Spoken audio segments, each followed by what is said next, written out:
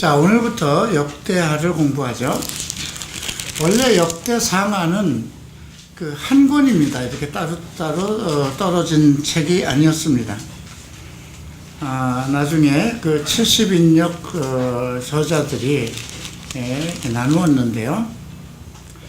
자, 역대상에서는 다윗이 이제 그 모든 인생을 마치고 이제 죽음까지 기록했죠. 그리고 이제 역대하에서는 솔로몬에서부터 다윗 왕가만을 다루고 있습니다.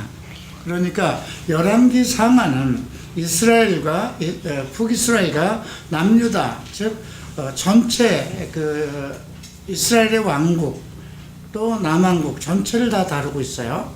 그런데 역대서에서는 그 역대상에서는 다윗을 중심으로 해서 그 유다 지파와 다윗이 그 행한 모든 것들, 이런 것들을 이제 완전히 왕이 되어서 통치를 하고 성전을 지을 준비를 하는 그 과정, 그 다음에 다윗이 죽음까지 상에서 언급이 되어 있고요. 하에서는 이제 다윗의 자손 왕과 유다 지파죠. 솔로몬으로부터 시작되는 그 모든 가계를 기록하고 있습니다.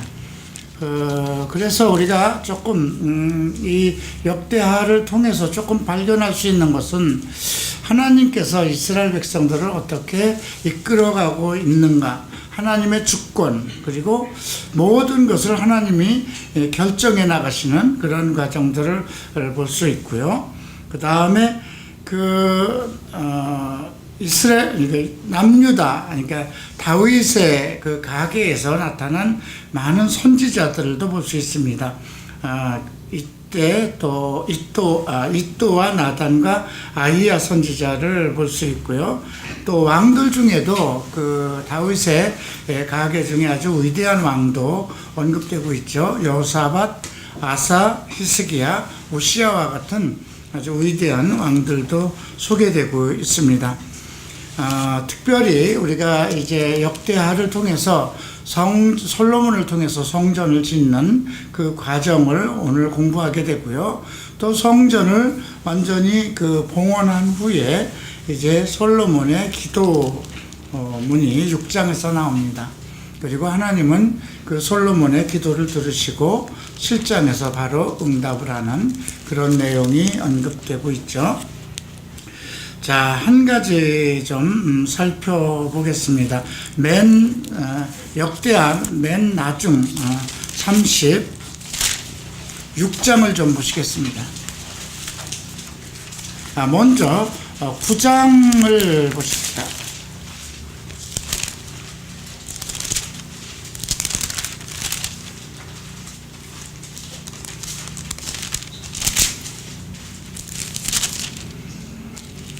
아, 7장 17절 보시겠습니다. 내가 만일 내 앞에서 행하기를 내 아비 다윗같이 하여 내가 내게 명한 모든 것을 행하여 내 율례와 규례를 지키면 내가 내 나라 위를 견고케 하되 전에 내가 내 아비 다윗과 언약하기를 이스라엘 다스릴 자가 내게서 끊어지지 아니하리라 함대로 하리라. 그러나 너희가 만일 돌이켜 내가 너희 앞에 둔 내 율례와 명령을 버려서 가서 다른 신을 섬겨 숭배하면 내가 저희에게 준 땅에서 그 뿌리를 뽑아내고 내 이름을 위하여 거룩하게 한 이 전을 내 앞에서 버려 모든 민족 중에 속담거리와 이야기거리가 되게 하리니. 솔로몬의 기도의 답변에 하나님께서 응답을 하신 것입니다.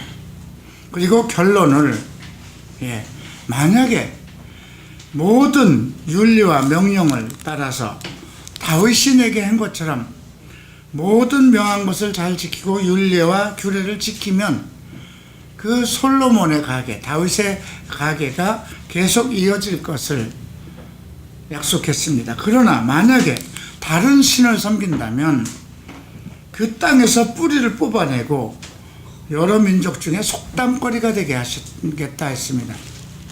이제 역대하 36장 마지막 장을 보시겠습니다.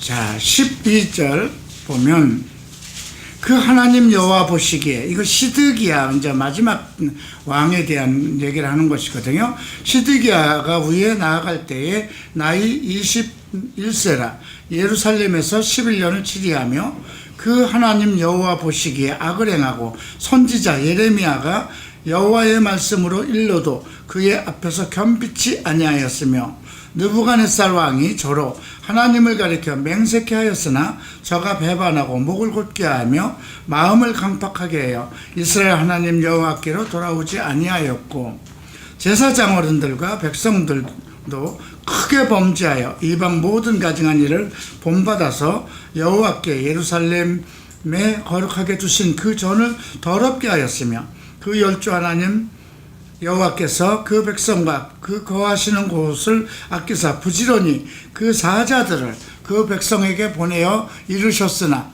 그 백성이 하나님의 사자를 비웃고 말씀을 멸시하며 그 선지자를 욕하고 여호와의 진노로 그 백성에게 미쳐서 만회할 수 없게 하였으므로 하나님의 갈대아 왕의 손을 저희를 다 붙이심에 저거 와서 그 성전에서 칼로 청년을 죽이며 청년 남녀와 노인과 백발 노홍을 불쌍히 여기지 아니하며 또 하나님의 전에 대서 기병들과 여호와의 전에 보물과 왕과 방백들의 보물을 다 바벨론으로 가져가고 또 여호와의 전을 불사르며 예루살렘 성을 헐며 그 모든 궁시를 불사르며 그 모든 귀한 기명을 회파하고 무릇 칼에서 벗어난 자를 저가 바벨론으로 사로잡아가매 무리가 거기서 갈대아 왕과 그 자손의 노예가 되어 바사국이 주재할 때까지 이르니라. 이것이 역대하의 그 결론입니다. 하나님이 그렇게 축복을 하고 다윗을 정말 사랑하고 다윗의 아들 솔로몬을 통해서 하나님의 성전을 짓게 하고 그 성전을 통해서 하나님께 드리는 모든 예물을 받으시고 성전을 향해서 손을 들어 기도하는 그 모든 기도를 들으셨음에도 불구하고 하나님께서 그 약속하신 것이 있어요. 이스라엘 백성들에게 하신 것은 조건부 축복이었어요. 너희가 모세를 통해서 전달한 그 모든 율법이죠. 명령들을 지키고 또 다윗이 하나님을 사랑한 것처럼 다윗이 그 마음을 그대로 가지고 하나님에게 겸비하고 그 율례와 명령을 지키면 유구한 그 하나님의 그 백성으로서 택한 백성으로서 그 왕가를 유지하겠다는 것이었습니다. 그러나 너희가 우상을 섬긴다면 뿌리를 뽑아내겠다고 하신 거잖아요. 너희가 그렇게 아름답게 건축한 성전에서도 그들을 받지 않으시겠다 이렇게 말씀했던 내용들. 근데 이런 걸 보면서 하나님의 주권은 분명해요. 그죠? 이스라엘 백성들이나 지금도 마찬가지예요. 똑같은 원리가 지금도 우리에게 적용되는 겁니다. 우리가 오직 예수 그리스도 안에서 하나님의 말씀대로 그렇게 바르게 살아간다면 우리의 기도를 들으신다는 것입니다. 그러나 우리가 예수 그리스도를 떠나서 자기의 생각과 또 우리 지금 여러분들이 나는 우상을 섬기지 않는다 이렇게 얘기를 할 수 있지만 지금 현대에 와서 우상은 자기가 좋아하는 게 우상이에요. 하나님보다 더 즐기는 것이 우상이 될 수 있어요. 예. 재물을 즐긴다든가 정욕적으로 살아간다든가 자기 남편을 우상처럼 받든다든가 하나님보다 더 사랑하고 하나님보다 더 위하면 그것이 우상이 될 수 있어요. 네, 그런 부분들을 우리가 염두에 두고 오늘 역대하를 공부하겠습니다. 자, 먼저 1장을 펴시기 바랍니다. 다윗의 아들 솔로몬의 왕위가 견고하여 가며 그 하나님 여호와께서 저와 함께 하사 심히 창대케 하시니라. 예, 다윗의 아들, 이제 다윗이 죽고 나서 솔로몬의 왕위를 견고케 하셨어요. 그리고 그 견고케 된 원인이 어디냐면 여호와께서 함께 하셨기 때문에, 그리고 심히 창대케 하셨다는 것입니다. 솔로몬이 온 이스라엘 백부장과 이제 제일 먼저 군대를 소집합니다.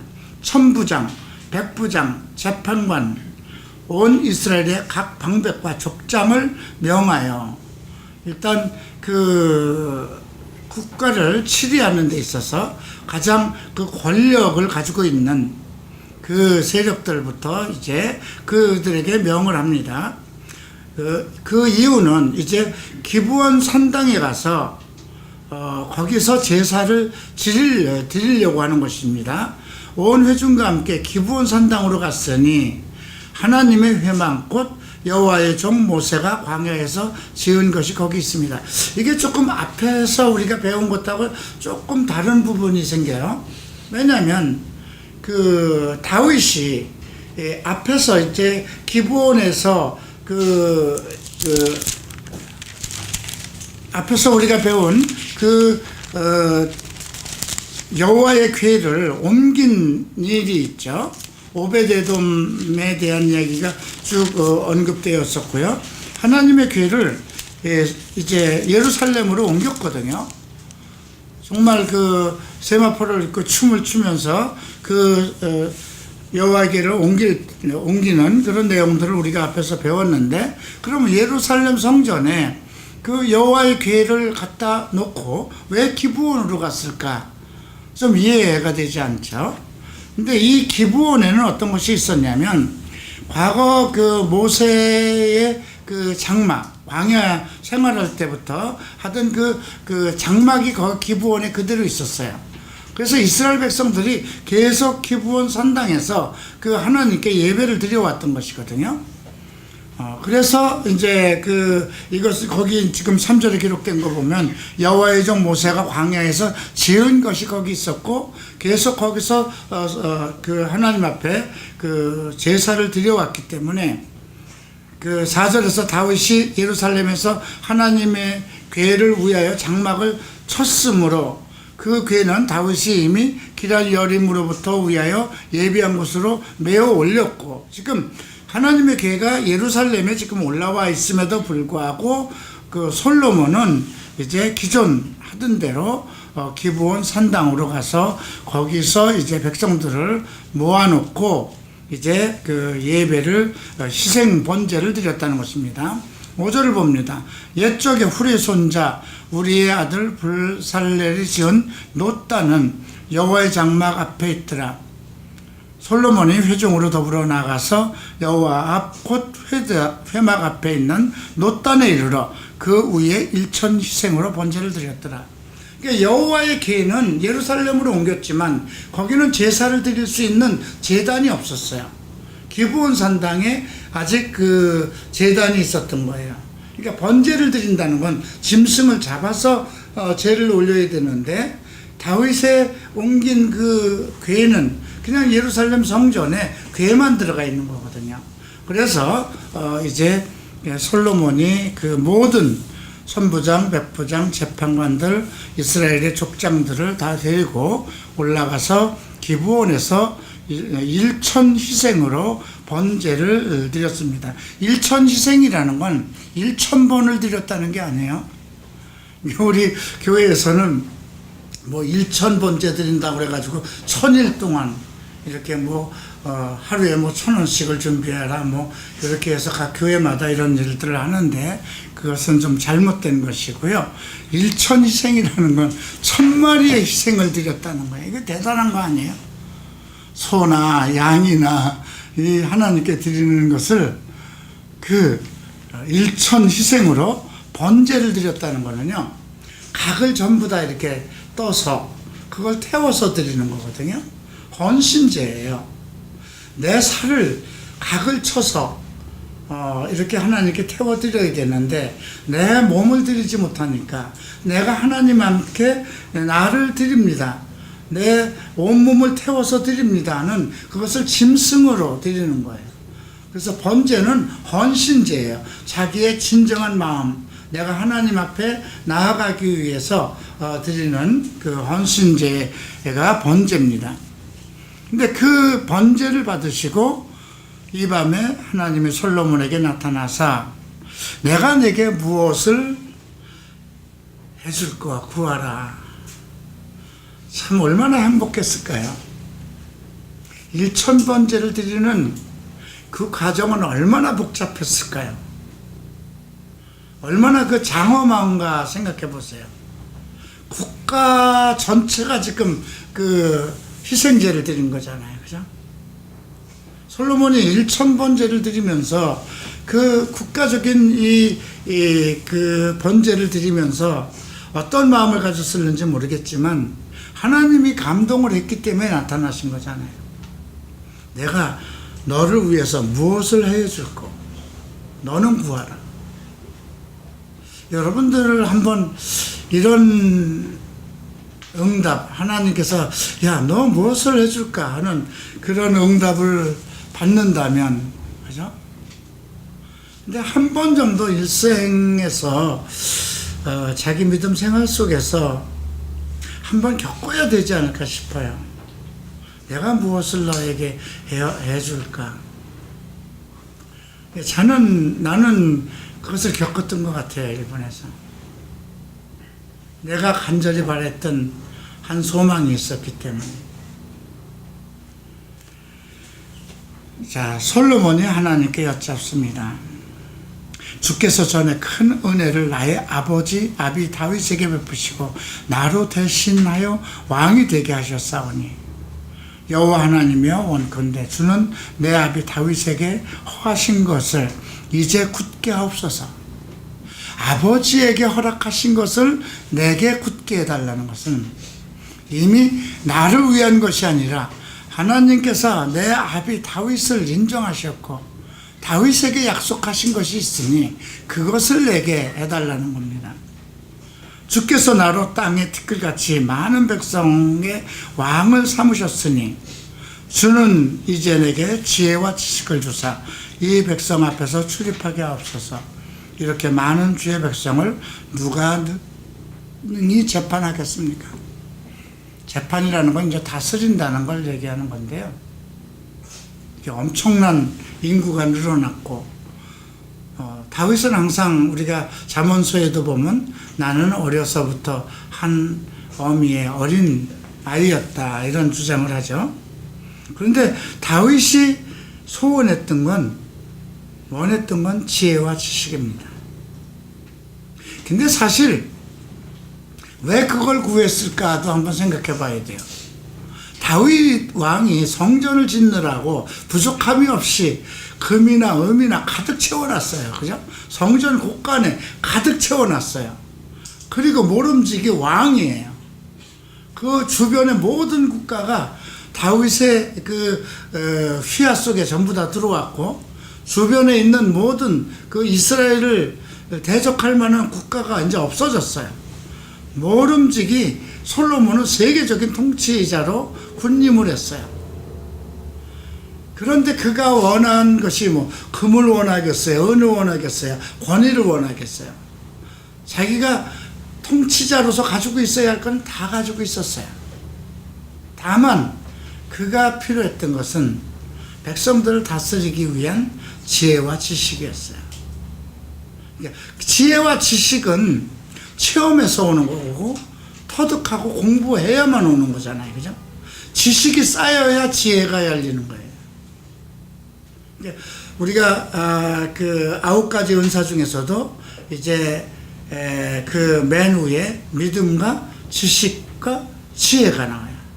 믿음 위에 지식이 나오고 지식 위에 지혜가 나와요. 지식이라는 건 많은 자료예요. 정확한 많은 자료들. 그 지식을 터득했을 때 우리가 어떤 문제를 만날 때 그 문제를 해결하는 능력이 지혜인 거거든요. 자, 우리가 뱀을 길에서 산에 가다 뱀을 만났다고 하십시다. 근데 뱀을 만났는데 그 뱀이 뭐 머리가 삼각형으로 되고 뭐 어떤 붉은 점이 있고 반점이 있고 그런 것들을 이렇게 그건 지식이에요. 그죠? 이 뱀이 특징을 가지고 있는 것, 그러나 이 뱀이 독을 가지고 있고 우리를 물리면 죽는다. 그런 것들, 그러니까 그것을 어떻게 피해 나갈 것인가, 이런 문제는 하나의 지혜가 되는 거죠. 그래서 지식을 가져야 지혜를 터득하는 거예요. 우리가 성경의 진리가 지식이잖아요. 그죠? 주께서 우리에게 가르치신 모든 성경에 기록되어 있는 말씀은 하나의 지식입니다. 자료입니다. 전지하신 분이잖아요. 전지하신 분에게서 전지한 어떤 그 지혜가 나오는 거거든요. 그래서 솔로몬이 이제 지혜와 지식을 달라고 합니다. 자, 하나님께서 이런 마음이 내게 있어서 그를 기특하게 본 거예요. 사람이면 재물과 명예와 어떤 권능과 능력을 탐하는데 부나 재물이나 존영이나 원수의 생명 또 자기의 장수함을 구하지도 않고 너로 치레하게 한 백성을 재판하기 위하여 지혜와 지식을 구하였으니 그거 외에 지혜와 지식도 주고 부와 재물과 존영도 주리니 너의 전의 왕들이 이같이 없었거니와 후에도 너 같은 왕이 없을 것이다. 그러니까 우리가 이런 것을 통해서 하나님께 구하여야 할 것이 무엇인가? 여러분들이 지금 기도의 방향을 다시 세워야 된다는 거예요. 지금 여러분들이 원하는 기도가 뭘까요? 대부분 여러분들이 청하는 기도가 재물을 주십시오. 직업을 주십시오. 건강을 주십시오. 그런 거잖아요. 그죠? 내가 먹고 살고 사람들 속에서 뭔가 뛰어나게 하고 나를 외형적으로 만들어갈 수 있는 어떤 능력에 관한 걸 달라는 거잖아요. 근데 지금도 똑같아요. 세상을 살아갈 수 있는 지혜를 달라고 해요. 그죠? 이렇게 세상이 험하고 나는 가지고 있는 능력도 없고 지위도 없는데 세상은 점점 강해지고 위험해지고 위협적이고 이러한 고통과 환란의 세계에서 내가 이 세상을 주님 앞에 나아갈 때까지 올바르게 정말 한 성도로 살아갈 수 있는 그런 지식과 지혜를 달라고 기도해야죠. 자, 하나님은 그의 백성들이 바르게 하는 기도를 들으십니다. 우리에게도 마찬가지예요. 자, 우리가 마태복음 6장을 한번 보시겠습니다. 우리에게 무엇을 구하라고 하셨나?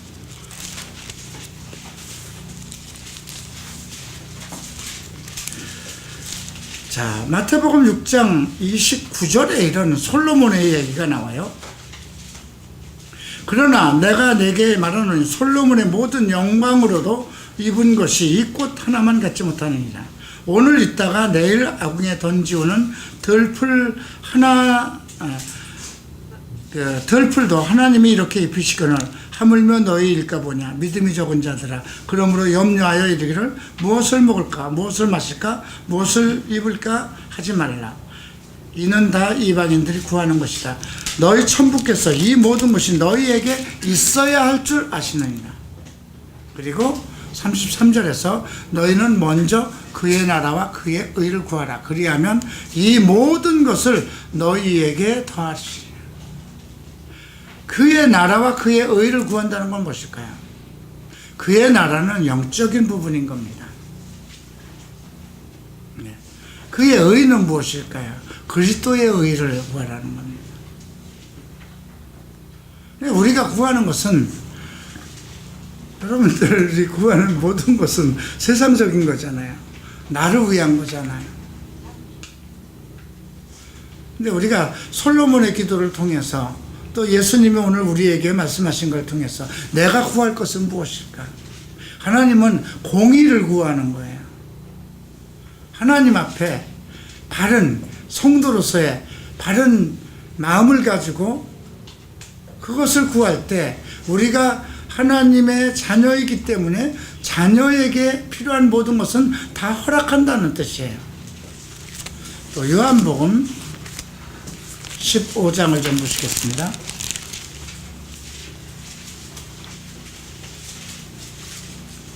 7절에 보면 너희가 내 안에 거하고 내 말이 너희 안에 거하면 무엇이든지 원하는 대로 구하라. 그리하면 이루리라. 무엇이든지예요. 원하는 대로. 너희가 내 안에 거하고, 내 안에 거한다는 건 예수 안에서 산다는 거예요. 또 하나는 내 말이, 내가 가르친 모든 내 말이 너희 안에 있다면. 그 다음 또 16절. 너희가 나를 택한 것이 아니요 내가 너희를 택하여 세웠나니 이는 너희로 가서 과실을 맺게 하고 또 너희 과실에 항상 있게 하여 내 이름으로 아버지께 무엇을 구하든지 다 받게 하려 합니다. 무엇을 구하든지 다 받게 하고,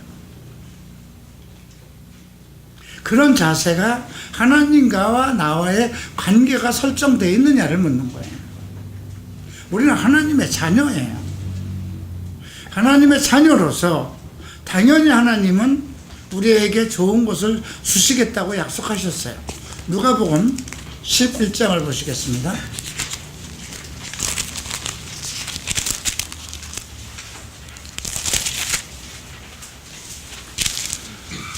자, 9절에 보면 내가 또 너에게 이르노니 구하라 그리하면 너에게 주실 것이요 찾으라 그러면 찾을 것이요 문을 두드리라 그리하면 너에게 열릴 것이니 구하는 이마다 받을 것이요 찾는 이가 찾을 것이요 두드리는 이에게 열릴 것이다. 너희 중에 아비된 자 누가 아들이 생선을 달라 하면 생선 대신 뱀을 주며 알을 달라 하면 전갈을 주겠느냐. 너희가 악할지라도 좋은 것을 자식에게 줄 줄 알고 오면 하물며 너희 천부께서 구하는 자에게 성령을 주시지 않겠느냐. 성령을 통해서 우리가 필요한 모든 것을 다 허락하신다는, 찾는 것을 주시고 막힌 것을 열게 하시고, 그러니까 하나님과 나와의 관계를 물어보는 거예요. 내가 하나님께 구하는 그 모든 것을 받을 수 있는 그런 관계가 설정되어 있느냐. 이미 설정되어 있는 거예요. 내가 예수 그리스도를 통해서 하나님의 자녀가 되었고, 하나님은 나를 어떻게 귀히 여기냐면 자기 아들의 목숨을 내어서 나를 구원했거든요. 그래서 대단한 존귀한 존재예요. 하나님의 계획을 가지고 있는 사람들이에요. 그래서 나를 통해서 하나님이 하시고자 하는 일들이 있는 거예요. 그런데 내가 그 하나님의 뜻을 깨닫지 않고 자기만을 위해서, 자기의 부귀와 자기의 어떤 만족만을 위해서 살아간다면, 이게 똑같은 원리예요. 자, 이제 역대하로 다시 들어갑니다. 이제 13절 보죠. 이에 솔로몬이 기브온 산당 회막에서부터 예루살렘으로 돌아와서 이스라엘을 치리합니다. 솔로몬이 제일 먼저 한 것이 무엇이었는가요? 1000번제를 드렸다는 겁니다.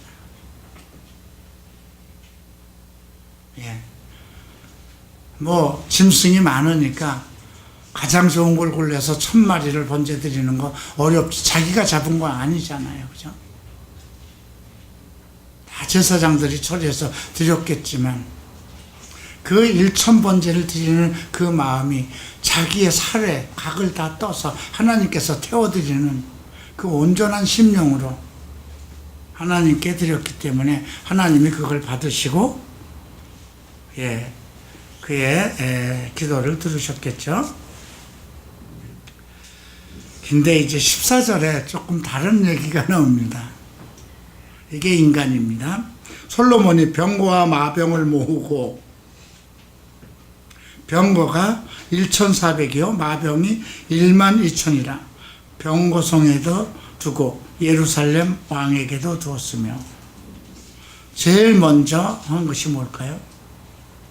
전쟁에 필요한 마병이잖아요. 근데 이거 이스라엘에선 이거 허락된 게 아니에요.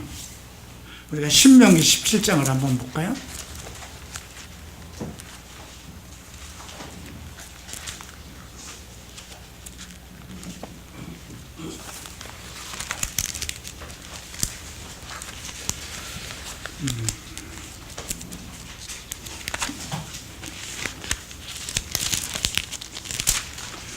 신명기 17장 14절.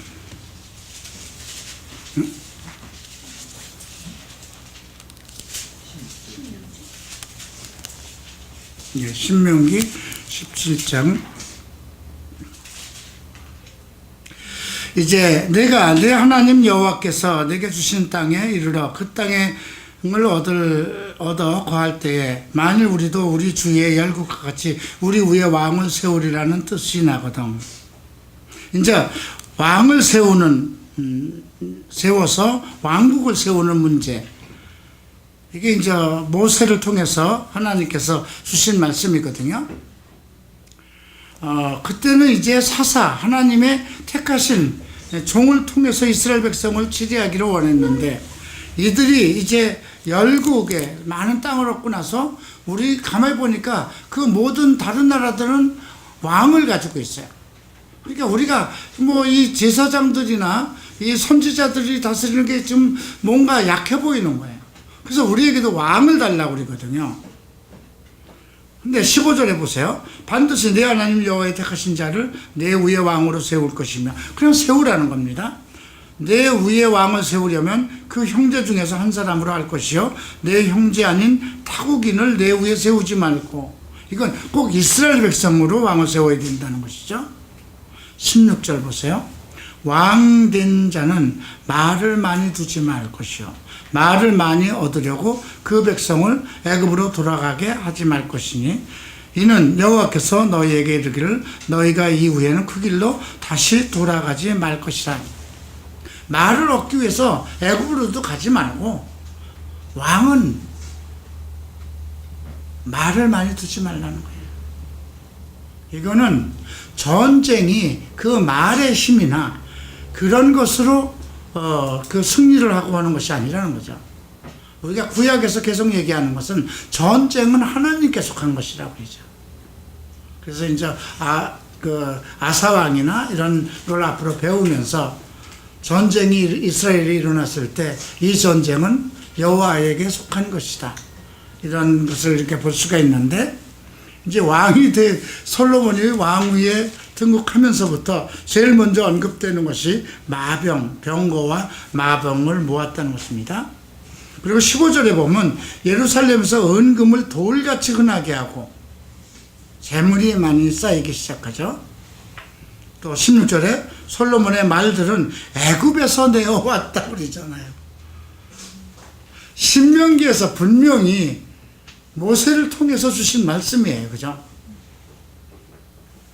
그런데 1000번째 드리고 지혜를 달라고 하고 지식을 달라고 해서 그걸 승인을 받고, 와 그거 외에도 재물도 주고 부도 주고 장수하게 하겠다 이렇게 명령을 딱 내렸는데, 이거부터 하는 거 봐요.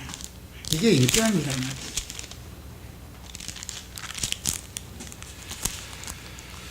자, 이제 2장을 봅니다. 이제 솔로몬이 여호와의 이름을 위하여 전을 건축하고 자기 권영을 위하여 궁궐을 건축하는데 20년이 걸립니다. 자기 권영이라는 건 여호와의 성전도 짓고 자기도 위엄을 갖기 위해서 이제 자기 궁궐을 짓는 것이죠. 그러기 위해서 필요한 것은 무엇일까요? 이스라엘 백성들 속에는 그 성전을 지을 만한 기술력이 없었어요. 그런 능력이 없었어요. 그래서 이제 그 두로 왕에게 후람에게 사람을 보냅니다. 내붙인 다윗에게 백향목을 보내어 그 거할 궁을 건축하게 한 것 같이 지금도 해달라. 그 두로 왕 그쪽에는 엄청난 백향목이 있어서 그 백향목을 가지고 다윗 궁을 짓고 그렇게 이제 다윗과 좋은 관계를 가져드렸어요. 그래서 이제 솔로몬이 그 두로 왕에게 보내서 이제 그를 통해서 이제 성전을 지을 용역들을 모으기 시작합니다.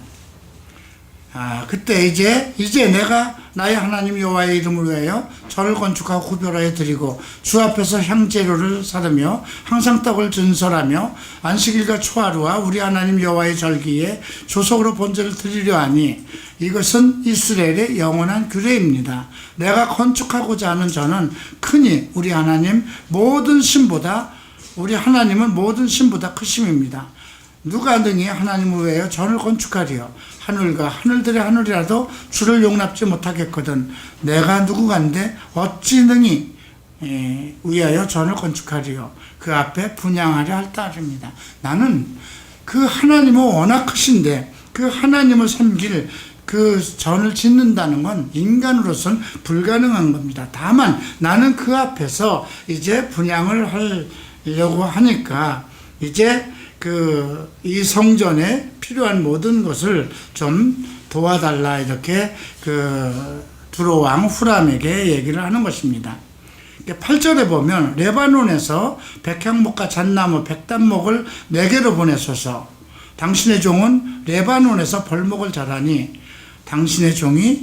내 종이 당신의 종을 도울 것이다. 이제 계약을 하기 시작합니다.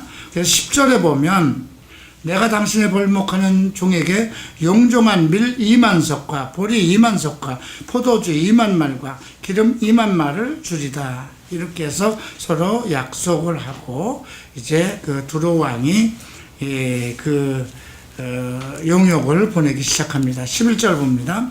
두로 왕 후람이 솔로몬에게 답장하여 가로되 여호와께서 그 백성을 사랑하심으로 당신을 세워 왕을 삼으셨도다. 가로되 천지를 지으신 이스라엘 하나님 여호와는 송축을 받을지로다.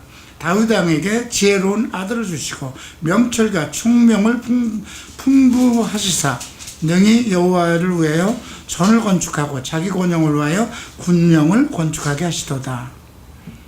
그래서 이제 필요한 모든 인력들 담꾼들을 보내는데요. 근데 그 후람이 이제 내가 이제 공교하고 총명한 사람을 보내오니 전에 내붙임 후람에게 속하였던 자라. 그게 누구냐면 단 여자 중에 한 여인의 아들이라고 했어요. 그러니까 뭔가 이스라엘의 그 피를 이어받은 그런 사람인 것을 알 수가 있죠. 17절 봅니다. 전에 솔로몬이 붙인 다윗이 이스라엘 땅에 거한 이방 사람을 조사하였더니 이제 솔로몬이 다시 조사하며 모두 15만 3,600인이라. 이들 그 중에 7만인은 담꾼이 되게 하고 하였고 8만인은 산에서 벌목을 하게 하였고 3,600인은 감독을 삼아 백성의 일을 시키게 하였다. 이렇게 지혜롭게 이제 두로 왕을 용역을 맺고 이제 성전을 건축하게 됩니다. 3장으로 갑니다. 모리아산이 나옵니다. 모리아산은 골고다입니다. 갈보리산이죠. 예수님이 십자가에 못 박히신 곳입니다. 이거의 기원은 창세기 22장에 나옵니다. 아브라함이 자기 아들 이삭을 하나님께서 드리라고 했던 곳입니다. 거기 가서 이제 사흘길을 가서 아브라함이 자기 아들을 이제 칼로 묶어서 제물로 삼으려고 그랬을 때 손을 대지 말라 하나님께서 명령하시죠. 그곳입니다. 그래서 그곳을 여호와 이레, 이삭이 얘기하죠. 아버지 지금 여기 제물을 드릴 나무와 이런 것은 다 준비되어 있는데 그 제물은 어디에 있습니까? 이렇게 물어보니 제물은 하나님께서 준비하실 것이다. 그래서 여호와 이레라는 말이 생겼던 것입니다. 그곳이 바로 모리아산의 성전을 짓는 곳이고요. 그 다음에 예수 그리스도께서 십자가에 못 박히셨던 곳이기도 합니다. 자, 여기에 이제 그 내용 설명이 3장 1절에서 또 언급되었는데요. 솔로몬이 예루살렘 모리아산에 여호와의 전 건축하기를 시작하니 그곳은 전에 여호와께서 그 아비 다윗에게 나타나신 곳이요 여부수 사람 오르난의 타작마당에 다윗이 정한 것이다. 이게 돈 주고 산 것이죠. 예, 그 여호와의 사자가 칼을 들고 이스라엘을 다 정말 멸망하려고 했을 때 하나님께서 중단하게 하시고, 그리고 오르단의 타작마당을 다윗이 돈을 주고 사게 했던 그곳입니다. 그것이 바로 창세기 22장에 나오는 아브라함이 이삭을 제물로 삼았던 곳이기도 하고요. 이제 예수 그리스도께서 십자가에 못 박혀 돌아가신 곳이기도 합니다. 자, 여기에 보면 왕위에 나아간 지 4년 2월 초 2일에 건축을 하기 시작했고요. 그리고 성전을 놓는 지대는 옛적에 재는 법대로 장이 69빛, 광이 29빛, 이것은 똑같이 하나님께서 정하신 그대로 지었다는 것입니다. 4절을 보면 낭실장이 전의 장과 같이 29빛이요 고가 129빛이니 안에는 정금을 다 입혔다는 겁니다. 예. 그리고 7절에 보면 금으로 전과 그들보 문지방과 벽과 문짝에 입히고 벽의 그룹들을 아로새겼고요. 그리고 지성소를 지었으니 전 넓이대로 장이 20규빗, 광이 20규빗, 그러니까 정사각이죠. 정금 600달란트를 입혔고요. 그 다음 10절을 보면 지성소 안에 두 그룹 형상을 새겨 만들어 금으로 입혔어요. 두 그룹이라는 건 이제 천사가 날개를 펴고 있는 것처럼 지성소 언약궤 위에 올려놓는 두 그룹을 새기는 거죠. 두 그룹의 날개 길이가 모두 20규빗이다. 한 규빗은 45cm 한 뼘이라고 얘기를 합니다. 여기서 여기까지 가는 한 45 정도의 길이라고 합니다. 이렇게 규격대로 그 성전을 지금 짓기 전에 제일 먼저 한 것이 이제 언약궤와 관련된 지성소에 둘 이제 궤를 완전히 지성소의 모습을 제일 먼저, 지성소라는 것은 1년에 이제 제사장이 한 번밖에 들어갈 수밖에 없는 곳인데요. 지성소는 하나님이 임재한 곳입니다. 그래서 휘장이 있었어요. 통으로 짠 휘장이 내려와 있고 그 지성소에는 아무도 못 들어가고 1년에 한 번씩 백성들의 죄와 제사장들의 죄를 위해서 이제 제사장이 피를 가지고 들어가는 것이죠. 근데 그것이 갈라진 것이 언제냐면 예수님께서 십자가에 못 박히실 때 휘장이 가운데로 갈라지셨죠. 그래서 언약 지성소 안에는 들어가면 언약궤가 들어가 있었어요. 언약궤 속에 이제 두 돌판과 이제 하나님께서 애굽에서 나올 때 가지고 있었던 아론의 쌍난 지팡이, 두 돌판 이런 것을 보관했던 것이죠. 그 위에 그걸 이제 금으로 전부 다 입히고 그 위에 이제 시온자를 만들고 두 그룹을 세우고 그곳에서 이스라엘 백성과 만나는 곳이었거든요.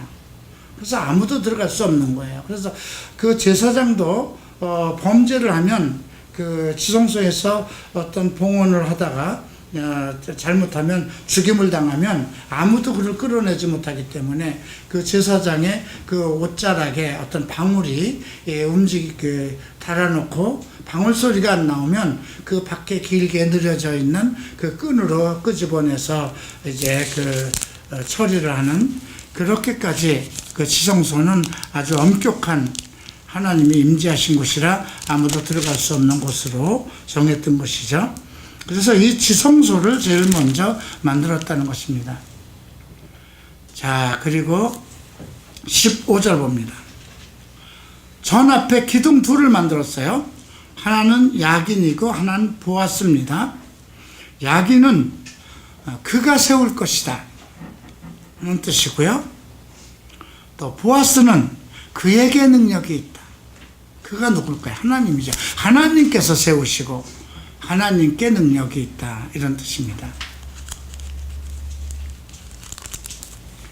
이제 4장은 이제 그 지성소가 되었으면 이제 제물을 드리고 하는 그런 이제 노단이라는 건 노선 심판 판단을 받는 곳이라고 생각하시면 되고요.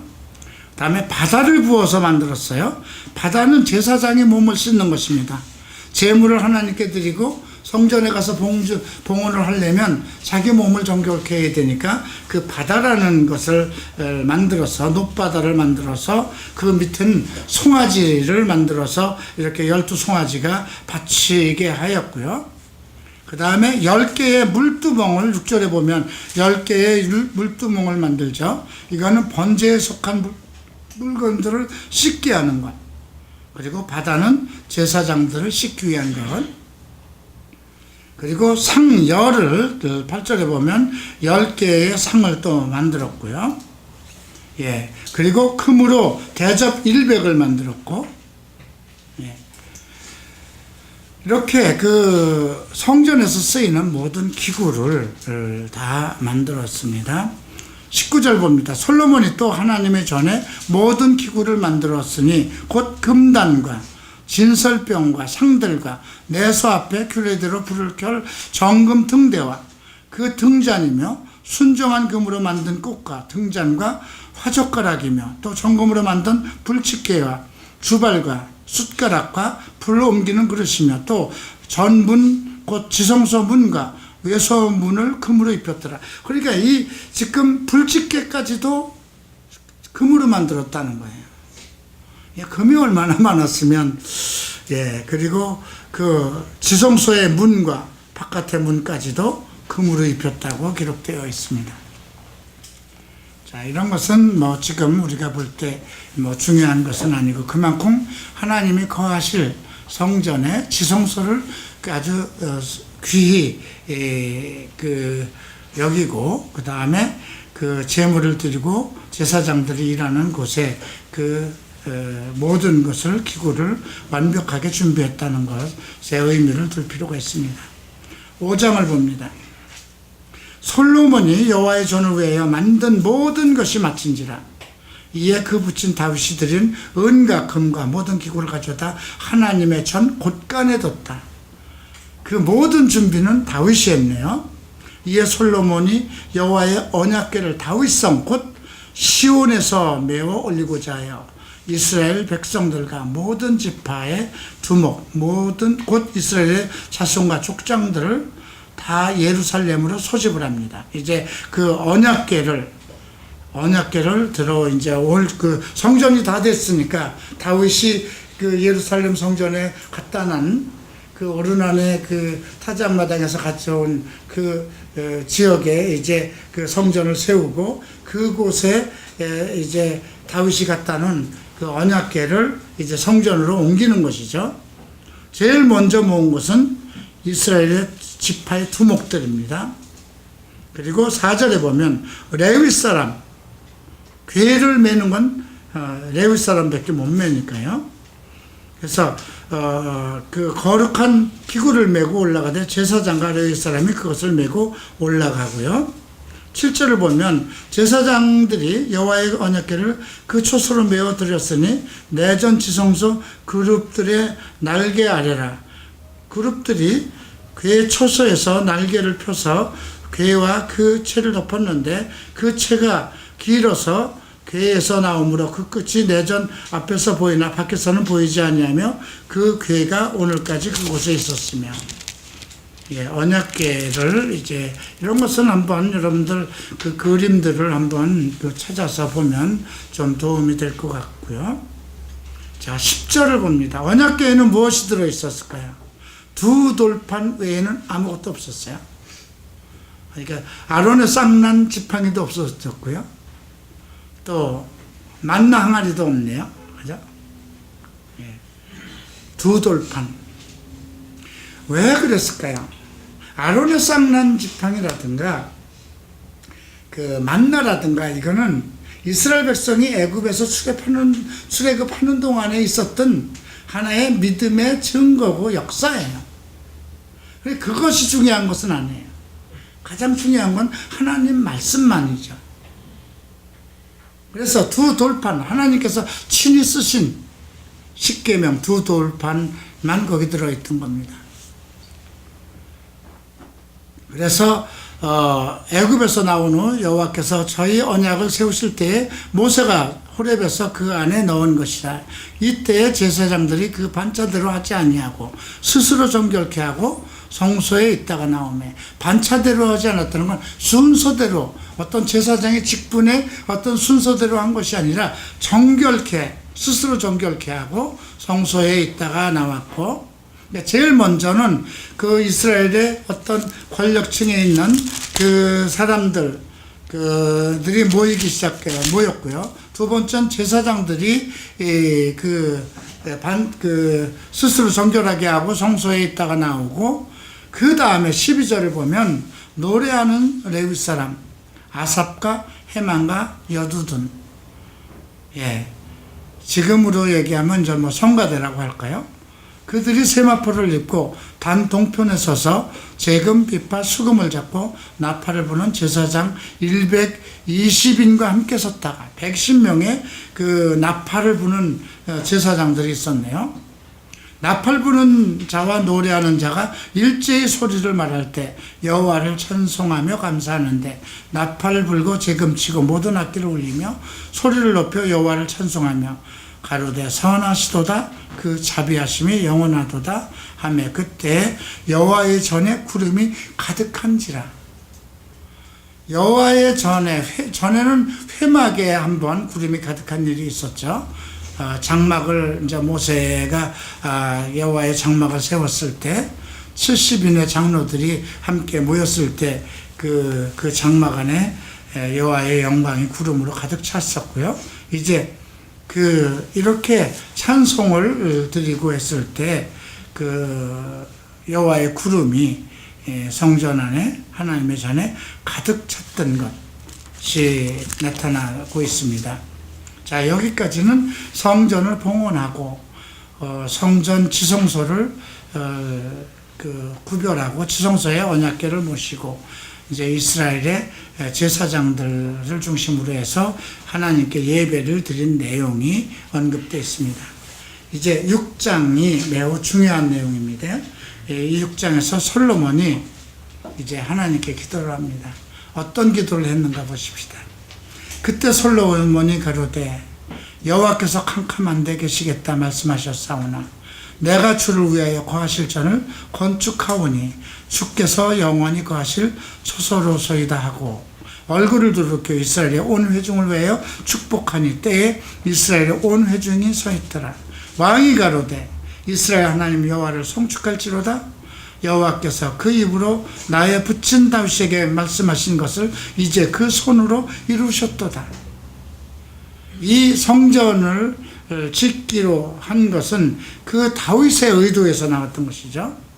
자, 내가 내 백성을 애굽 땅에서 인도하여 낸 날부터 내 이름을 둘 만한 집을 건축하기 위하여 이스라엘 모든 지파 가운데 아무 성읍도 택하지 아니하였으며 내 백성 이스라엘 주권자를 삼기 위하여 아무 사람도 택하지 아니하였더니 예루살렘을 택하여 내 이름을 거기 두고 또 다윗을 택하여 내 백성 이스라엘을 다스리게 하였노라 하신지라. 근데 우리가 갈라디아에서 볼 때 우리가 지난주에 배웠는데요. 신의 산을 언급하면서 지금 예루살렘과 같은 곳이다 이렇게 언급했어요. 근데 여기서 보면 내 예루살렘을 택하여 내 이름을 둔 곳이라고 했어요.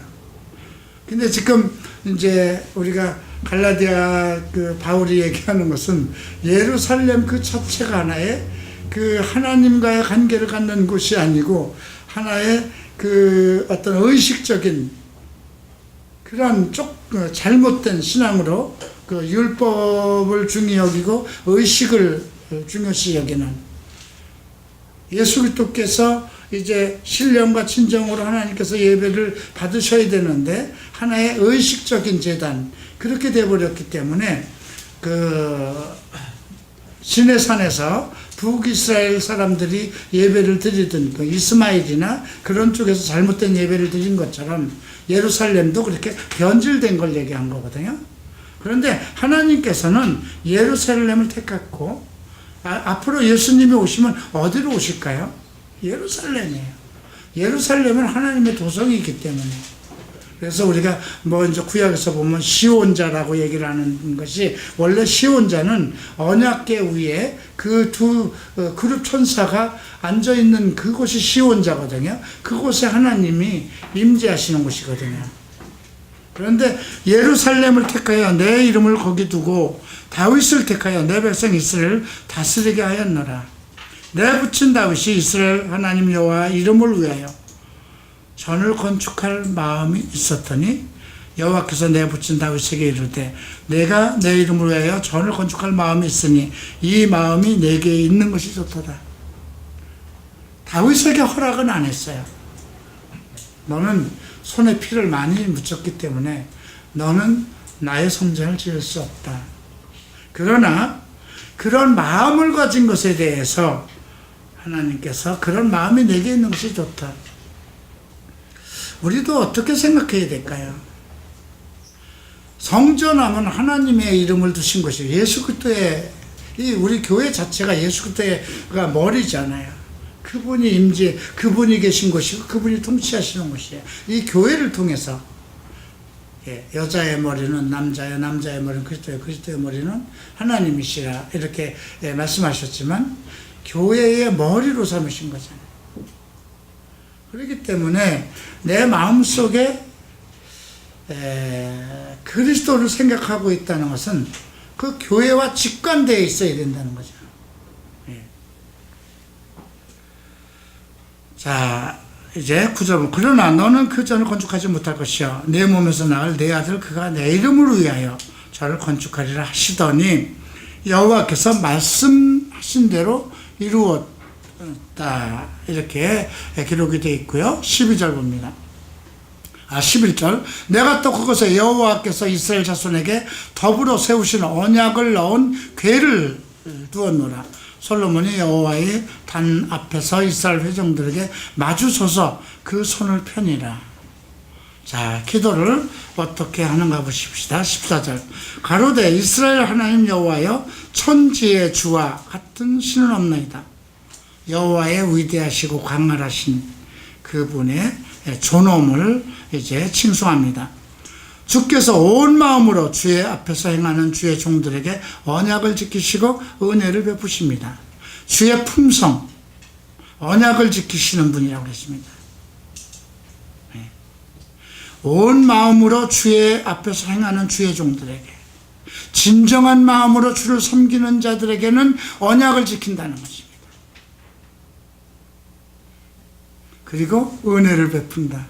나는 왜 주의 은혜가 없을까? 나는 왜 기도하는 것마다 이루어지지 않을까 하면 이걸 좀 생각해 봐야 돼요. 나는 정말 온 마음으로 여호와를 경외하고 성축하고 사랑하는가? 마음을 다하고 힘을 다하고 뜻을 다하여 주 여호와를 사랑하라 했죠. 그게 첫째 계명이었죠.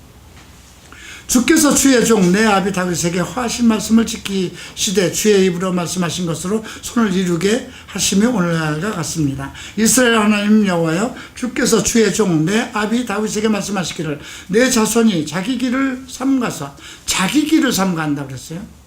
자기 마음대로 하는 것. 그러니까 앞에서 14절에 온 마음으로 주의 앞에서 행하는 그 온 마음으로 그 주의 앞에서 행하는 그것이 무엇인가를 우리가 지금 16절에서 볼 수 있죠. 자기 길을 삼가서 내가 내 앞에서 행한 것 같이 내 율법대로 사느냐, 성경에 기록된 대로 사느냐, 주의 말씀대로 사느냐, 이거를 얘기하는 것입니다.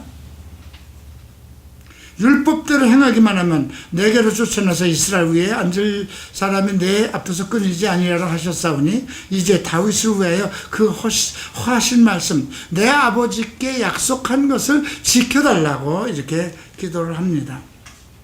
18절 하나님이 참으로 사람과 함께 땅에 거하시겠습니까? 하늘과 하늘들이 하늘일들이라도 주를 용납하지 못하겠거늘 내가 건축한 이전입니까? 하늘일들이라도 하나님을 용납하지 못하는데 내가 지은 이 성전에 어떻게 거하시겠습니까?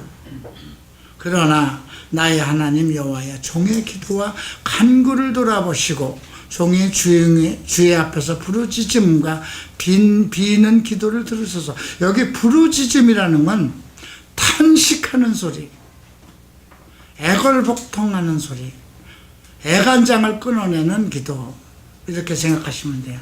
주 앞에서 부르짖는 기도. 어떤 일이 있을 때 애간장을 끊어내면서 기도할까요? 네. 그래서 이제 20절에서 보면 주께서 전에 말씀하시기를 내 이름을 거기 두리라 하신 이 전을 향하여 주의 눈이 주야로 보시옵고, 주의 눈이 항상 이 전을 보고 이곳을 향하여 비는 기도를 들어요. 이 성전에 주의 이름을 두고 주의 언약궤가 여기 계시고 그 시온자 위에 주께서 임재하고 계시니 이곳을 향해서 기도하는 소리를 들어달라는 것이죠. 예. 이곳을 향하여 비는 하나님이 거기 계시니까. 종과 주의 백성이 이곳을 향하여 기도할 때에 그 간구함을 들으시되 주의 계신 곳 하늘에서 들으시고 사하여 주옵소서. 제일 먼저 뭘까요? 22절 범죄가 나옵니다. 범죄가 나온다는 것은 인간은 죄를 안 지을 수 없다는 것을 전제로 한 겁니다. 나는 죄인입니다. 이걸 전제로 한 겁니다. 범죄하고 맹세시킴을 받고 저가 와서 이전에 있는 주의 단 앞에서 맹세하거든 하늘에서 들으시고 행하시되 주의 종들을 국문하사 악한 자의 죄를 정하여 그 행위대로 그 머리에 돌리시고 의로운 자를 의롭다 하사 그 의로운 대로 갚으소서.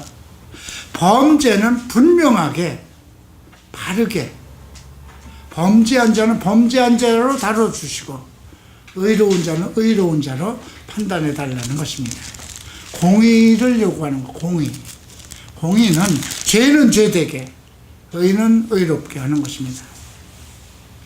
자, 24절 만일 주의 백성 이스라엘이 주께 범죄하여 적국 앞에 패하게 되어서 돌아와서 주의 이름을 인정하고 주께 빌며 간구하면 하늘에서 들으시고 백성들의 죄를 사하시고 그 열조에게 주신 땅으로 돌아오게 하옵소서. 범죄와 관련된 것을 얘기합니다. 26절은 그러니까 적국에게 이제 끌려갔더라. 범죄로 인해서 전쟁이 일어나서 끌려갔더라도 그들이 회개하고 돌아오면 돌이켜달라는 것입니다. 그 다음에 26절에서는 하늘이 닫히고 비가 없어서 그것도 범죄했기 때문에 그러니까 요즘은 그걸 어떻게 해야 될까요? 기근이 일어나고 비도 안 오고 지금 중국에서 오는 미세먼지도 이게 지금 우리 백성이 죄를 많이 져서 보내는 것이다 이렇게 얘기하면 세상 사람들은 뭐라고 그럴까요? 지금은 그 하나님이 천지 만물 통치를 안 하실까요? 난 지금도 통치하신다고 생각해요. 아직도 이 세상은 하나님이 창조하신 거잖아요. 근데 그의 백성들을 깨우치는데 무엇을 깨우칠까요? 주의 백성을 깨우치는 건 전쟁이라든가 어떤 자연적인 현상이라든가 이거밖에 없거든요. 기근을 내린다든가. 근데 여기서도 동일합니다. 범죄함을 인하여 하늘이 닫히고 비가 없어서 벌을 받을 때에 그들이 돌아와서 자기 주의 이름을 인정하고 죄를 떠나거든 하늘에서 들으시고 이스라엘 죄를 사하시고 선한 길을 가르쳐 달라고 합니다. 그리고 주의 기업으로 주신 이 땅에 비를 내려달라는 거죠. 28절은 기근이나 황충이나 재앙이나 질병이 있어도, 근데 그건 조금 특별한 걸로 언급이 되죠. 29절에 보면 자기 마음의 재앙과 고통을 깨닫고, 그러니까 앞에서 지금 언급된 메뚜기나 황충이나 적국이 와서 성을 에워쌌던가 무슨 재앙이나 질병이 임하는 것은 자기 마음의 재앙과 고통을 깨닫고 이전에 와서 손을 펴고 무슨 기도나 간구를 하거든 사람의 마음을 아시오니 그 모든 행위대로 갚으시고 주만 홀로 인생의 마음을 아십니다. 하나님은 지금 우리의 마음의 은밀한 것을 판단하시는 분이라는 겁니다. 내 마음에 있는 것. 예. 그러니까 우리가 마음의 재앙이 뭘까요? 정신적인 혼란, 그죠? 마음으로부터 일어나는, 부부간의 문제도 마음으로부터 일어나는 것이고요. 예. 또 각자가 겪고 있는 정체성의 문제도 마음의 문제입니다. 자, 그리고 31절에 저희가 주께 우리 열조에 주신 땅에 사는 동안 항상 주를 경외하며 주의 길로 행하리다. 32절 봅니다. 주의 백성 이스라엘에게 속하지 않은 이방인에게 대하여도 저희가 주의 큰 이름과 능한 손과 표심팔을 위하여 먼 지방에 와서 이전을 향하거든. 이방인들이라도 먼 지방에서 와서 이전을 향하여 기도하면 그들에게도 은혜를 베풀어 달라는 것이죠. 34절 주의 백성이 그 적국으로 더불어 싸우고자 하여 주의 보내신 길로 나갈 때 저희가 주의 빼신 이 성과 주의 이름을 위하여 건축할 전에 있는 편을 향하여 여호와께 기도하거든 여호와는 하늘에서 들으시고 그들을 돌아보고 범죄치 아니한 사람이 없사오니 저희가 주께 범죄함으로 저께서 저희에게 진노하서 저희를 적국에게 붙이심에 적국이 저희를 사로잡아 땅의 원군을 물어나고 끌어갈 때에 저희가 사로잡혀간 땅에서 스스로 깨닫고 그 사로잡힌 자의 땅에서 돌이켜 주께 간구하기를 우리가 범죄하여 패역을 행하며 악을 지었다 하며 자기가 사로잡아간 적국의 땅에서 온 마음과 온 뜻으로 주께 들어와 마음과 뜻을 언급하고 있습니다. 주께 열조에게 주신 땅과 주의 빼신 성과 내가 주의 이름을 위해 건축한 전 있는 편을 향하여 기도하거든. 주는 계신 곳 하늘에서 저희의 기도와 간구를 들으시고 저희의 일을 돌아보시며 주께 득제한 주의 백성을 용서하옵소서. 41절입니다. 여호와 하나님이여 일어나 들어가서 주의 능력의 괴와 함께 주의 영원한 처소에 계시옵소서. 여호와 하나님이여 원컨대 주의 제사장으로 구원을 입게 하시고 주의 성도로 은혜를 기뻐하게 하소서. 여호와 하나님이여 주의 기름 부음을 받은 자에게서 얼굴을 돌이키지 마시고 주의 종 다윗에게 베푸신 은총을 기억하소서. 자, 여기 이제 언약궤가 나옵니다. 41절에 주의 능력의 궤와 함께. 왜 능력의 궤라고 그랬을까요? 그 언약궤 속에는 무엇이 들어있다고 했어요? 하나님의 말씀이죠. 그 말씀 자체가 하나님의 이름이고 그 말씀에서 하나님의 능력이 나오는 것입니다. 그리고 주의 기름 부음을 받은 사람을 통해서 그 말씀을 선포해서 이런 것들이 이제 다윗이 정말 하나님 앞에 기도한 그 내용, 진정으로 그는 마음으로 하나님을 사랑하고 사모하고 자기의 죄를 회개하는 그 백성, 어떤 일이 있어도 어떤 상황에서도 포로가 되었던 질병이 들었던 기근이 일었던 자기 백성이 이 교회를 향해서 언약궤가 있는 그 교회 성전을 향해서 손을 들고 간구하면 하늘에서 들어주시고 죄를 용서해 주시고 다시 돌아오게 하시고 비를 내려주시고 재앙에서 풀어지게 하시고 그렇게 기도한 것이죠. 자, 어떻게 응답하셨을까요? 7장을 봅니다. 기도를 마침에 불이 하늘에서 내려와서 그 번제물과 제물을 사르고 여호와의 영광이 그 전에 가득했다. 이건 뭐예요? 기도 받으셨다는 거예요.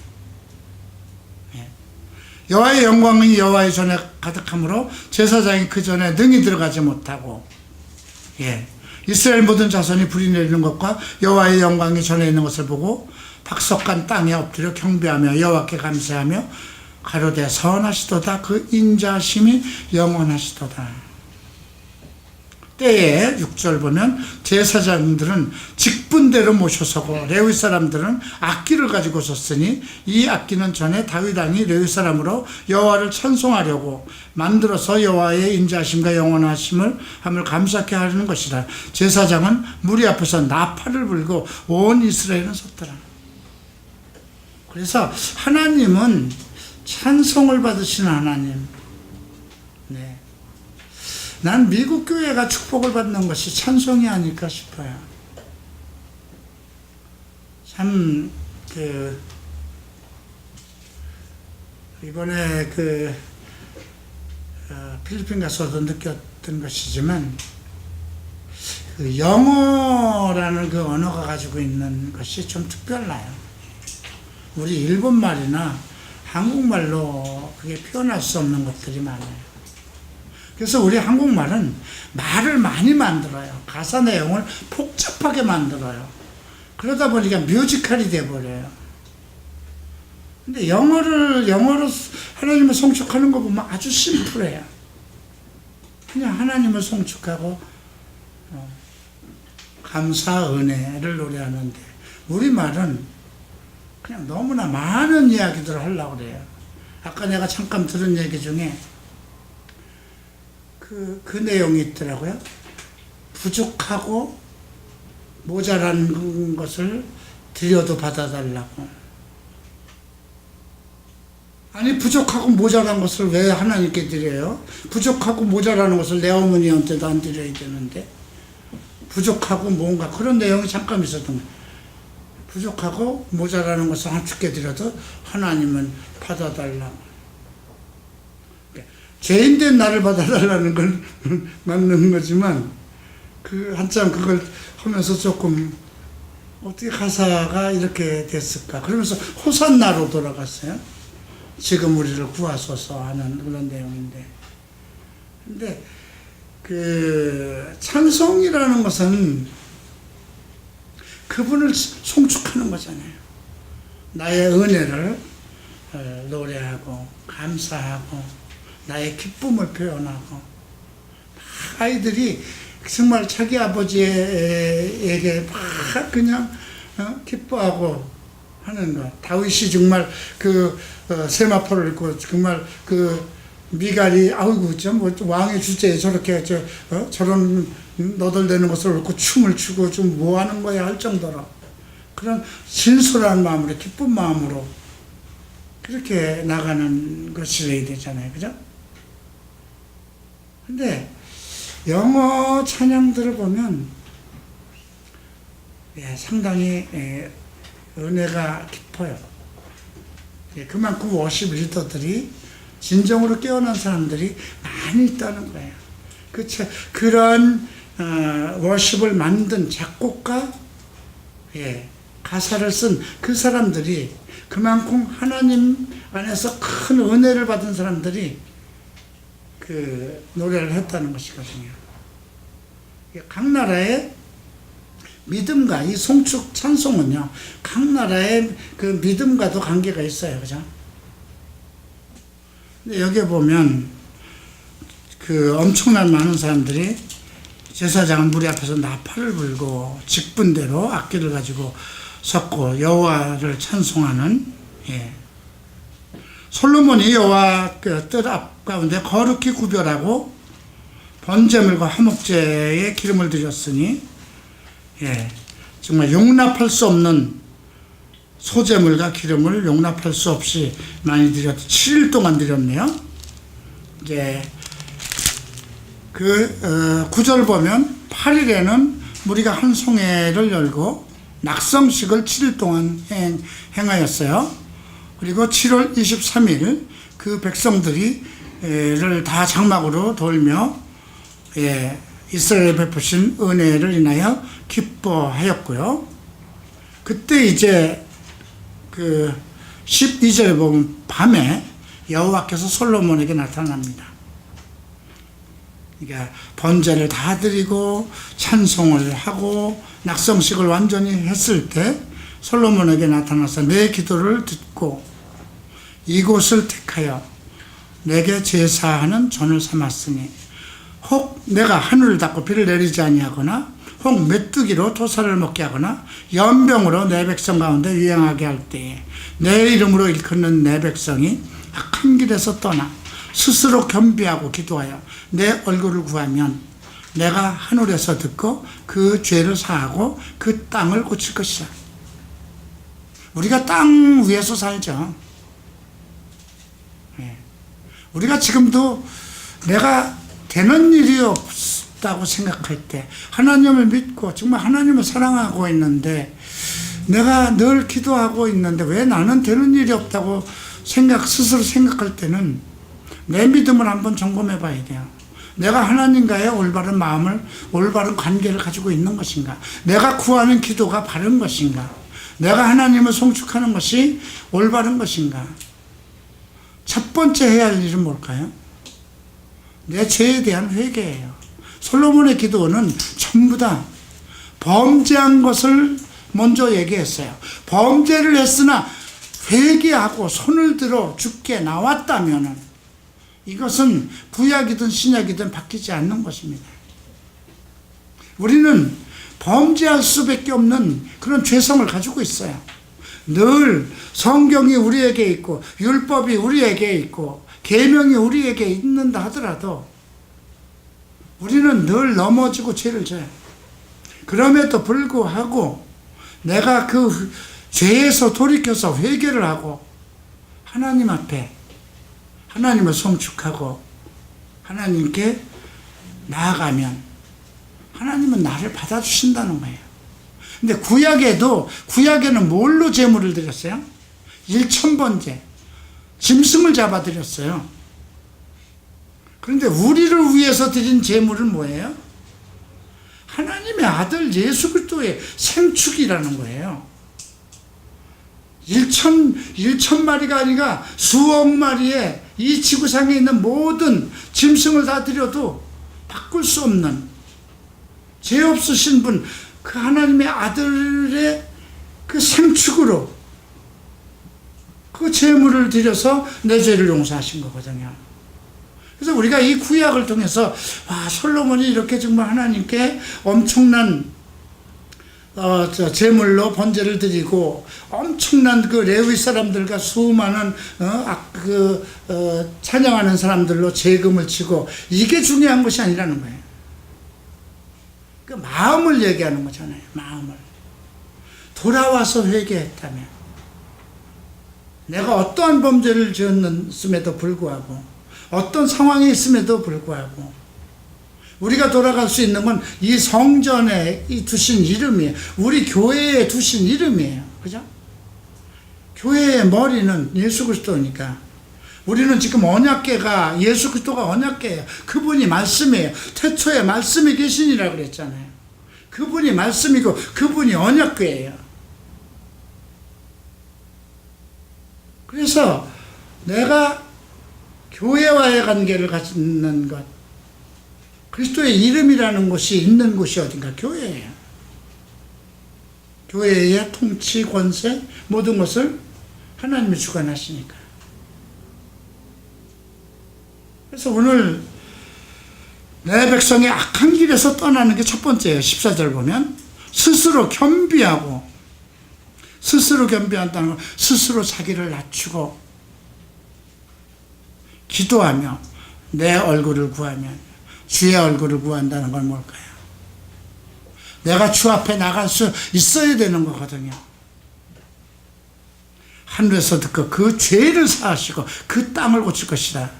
이곳에서 하는 기도에 내가 눈을 들고 귀를 기울이리니 이는 내가 이미 이전을 택하고 거룩하게 하여 내 이름으로 거기 영영이 있게 하려는 교회의 영령이 그리스도의 교회거든요. 그리스도의 지체거든요. 내가 만일 여호와 앞에 행하기를 내 다윗과 내 아비 다윗과 같이 하여 내가 내게 명한 모든 것을 행하여 그 율례와 규례를 지키면 내가 내 나라 위에 견고케 하되 전에 내가 내 아비 다윗과 언약하기를 이스라엘의 다스릴 자가 내게서 끊어지지 아니하라 한대. 근데 결국 이거 못 지켰어요. 아까 우리가 마지막 장에서 본 것처럼. 이게 사실 택한 백성이 왜 이럴까? 이러한 속성들이 우리가 발견할 수 있는 건 짐승의 피로는 안 된다는 거예요. 율법으로는 안 된다는 거예요. 내 마음을 사로잡을 수 있는 율법이 아니라는 거예요.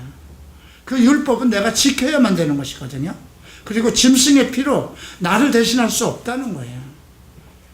그래서 갈라디아서에서 우리가 그 율법 첫 언약은 끝났다는 거예요. 히브리서에서 첫 언약은 끝났다는 거예요. 두 번째 언약, 새 언약이잖아요. 그것이 예수 그리스도의 언약인 거예요. 그분의 생축으로 드림으로. 그분이 나를 위해서 자기 몸을 깨뜨신 것. 우리가 지난주에 그 십자가 이제 기념하라 하는 것. 내 몸을 깨뜨리고 내 피를 흘린 그것을 내가 올 때까지 기념하라고 하는 것. 그것을 회상하고 살라는 거예요. 내가 지금 하나님 앞에서 설 수 있는 하나님의 복을 받고 하나님의 축복을 받고 하나님의 능력을 받고 이제 하나님의 기업을 받을 때까지 나를 지켜줄 수 있는 그것이 무엇인가? 오직 예수 그리스도라는 거예요. 그것이 교회고 나는 그의 지체라는 것입니다. 그래서 예수 그리스도 안에 내가 있다는 것. 근데 예수 그리스도 안에 내가 있는 것인데 그리스도의 말씀이 내 안에 있느냐? 그분 자체가 말씀이잖아요. 내가 그리스도 안에 있다는 건 나의 인격이 예수 그리스도의 구속 안에 있느냐 이거예요. 내가 죄인에서 벗어나서 그리스도의 피 흘리심 속에서 그의 은혜 가운데 있느냐가 내가 내 안에 있느냐 이걸 물어보는 거고요. 내 말이 너희 안에 있는 건 그리스도의 복음이 하나님의 말씀이 너희 안에 풍성하게 그 말씀으로 너의 지혜와 지식을 이루고 있느냐 그걸 요구하는 거예요. 그래서 그리스도와의 만남은 우리가 시작한 게 아니라 하나님이 시작한 거예요. 만세전에 우리를 부르시고 택하시고 너는 내 자녀라. 내가 예수를 영접한 그 순간에 하나님은 내 아버지가 되시고 나를 상속자로 잡았어요. 예수 그리스도와 함께 공동 상속자로. 그리고 교회 안에 한 지체가 되게 하시고 그분을 교회의 머리로 삼으시고 나는 그의 지체가 돼서 오직 그리스도를 송축하고. 근데 가장 중요한 것은 그분이 언약궤고 그분이 말씀이기 때문에 그 말씀으로 나를 내 모든 것을 바꾸고 그 말씀 속에서 지혜를 얻고 그 말씀의 지식 속에서 세상을 살아가는 지혜, 하나님을 송축하는 지혜, 교회를 섬기는 지혜, 이런 것을 터득하는 것. 자, 이렇게 해서 오늘 7장까지만 살펴봤습니다. 구약은 하나의 그림자입니다. 지금 우리는 이런 걸 통해서 이렇게 짐승으로 해서 피를 들여서 드린 그 제물도 받으시고 이렇게 응답을 하셨는데 그 아들 예수 그리스도를 생축으로 삼아서 구원하신 우리 주의 백성들의 기도를 우리가 회개하고 진정으로 하나님께 나아간다면 왜 안 들으실까? 무엇이든지 구하라. 무엇을 먹을까, 무엇을 입을까, 염려하지 마라. 그건 이방인들이라는 것입니다. 너희에게 필요한 것은 필요할 것을 다 알고 계신다. 오직 그 나라와 그의 의를 구하라. 나의 의로움은 인간의 의로움으로 나갈 수 없습니다. 그리스도의 의를 나에게 이루게 해주시옵소서. 그리스도의 영으로, 하나님의 영으로 나를 채워주시옵소서. 하나님의 나라가 내 마음속에 이루게 해주십시오.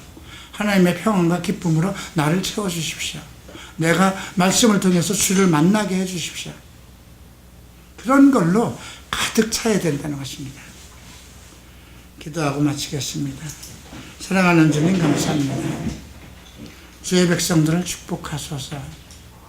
말씀을 듣는 주의 백성들이 이제 돌아서서 자기의 죄를 다시 한번 기억하고 내가 이미 예수의 피로 이미 죄에서 벗어난 하나님의 자녀 되었다는, 거룩한 백성 되었다는 것을 의식하게 하시고 서로 죄에 넘어지더라도 회개하고 담대함을 가지고 하나님께 나가는 그런 성도가 되게 하소서. 세상을 탐하지 말고 내게 주신 분복을 감사하며 내 마음의 평안과 기쁨과 내게 채워주시는 하나님의 은혜를 기억하게 하시고 내가 주를 위해서 무엇을 할 것인가 생각하는 성도가 되게 하소서. 돌아가는 발걸음을 편케 하시고 장래에 대한 소망을 꿈꾸는 그런 청년들이 되게 하소서. 몸이 아픈 사람들은 쉬함을 얻게 하여 주시고 곤고한 마음을 가지고 있는 자들은 하나님의 은혜를 터득하게 하셔서 마음에 혼란이 있는 자들에게는 굳건한 의지와 믿음을 갖게 하시고 하늘로부터 오는 신령한 영적인 체험을 터득하게 하셔서 감사하며 예수 그리스도 이름으로 기도합니다. 마치겠습니다.